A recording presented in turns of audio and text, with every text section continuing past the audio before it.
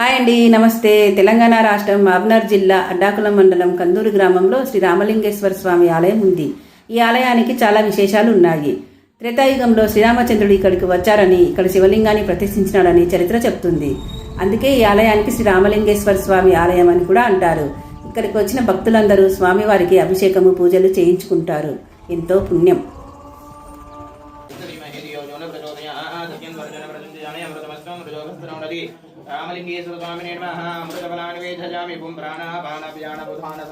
కార్తీక మాసం సందర్భంగా మేము కూడా అభిషేకం చేయించుకొని ఆలయ ప్రాంగణంలో 1,00,000 దీపాలు వెలిగించినాము.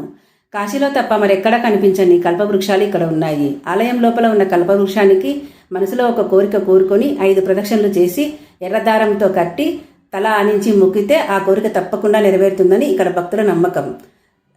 ఆలయం బయట కూడా కోనేరు ఉంది. ఆ కోనేరు చుట్టూ 27 కల్పవృక్షాలు ఉన్నాయి. కుదిరితే మీరు కూడా ఒకసారి దర్శించుకో.